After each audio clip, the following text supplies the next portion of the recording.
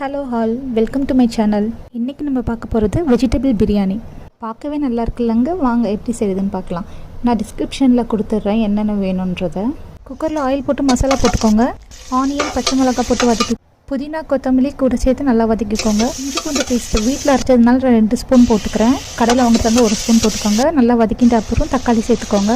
வதக்கிட்ட அப்புறம் மஞ்சத்தூள், தனி மிளகாய் தூள், கரம் மசாலா கொஞ்சமாக போட்டுக்கிறேன், பிரியாணி மசாலா போட்டுக்கிறேன். போட்டு நல்லா வதக்கிட்ட அப்புறம் கேரட், பீன்ஸ் போட்டு வதக்கி விட்டுக்கிறேன். மீன் மேக்கர், உப்பு சேர்த்துக்கோங்க. பாஸ்மதி அரிசி நான் 30 நிமிஷம் ஊற வச்சுட்டேன், அதனால் நான் 1.5 கப் தண்ணி தான் ஊற்றினேன். லெமன் ஆஃப் லெமன் பிழிஞ்சு விட்டுக்கோங்க. நல்லா மிக்ஸ் பண்ணிக்கோங்க. நல்லா இந்த மாதிரி கொதித்து வந்தோடனே பட்டாணி, ஊற வச்ச பாஸ்மதி ரைஸ் அதை ஆட் பண்ணிக்கோங்க.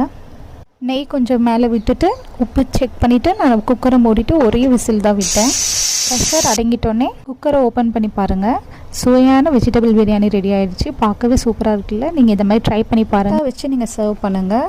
கண்டிப்பாக அகைன் நீங்கள் இதை ட்ரை பண்ணிகிட்டே தான் இருப்பீங்க. ஒன் டைம் நீங்கள் சாப்பிட்டீங்கன்னா. என்னோட சேனலை நீங்கள் சப்ஸ்கிரைப் பண்ணிக்கோங்க. பாய்.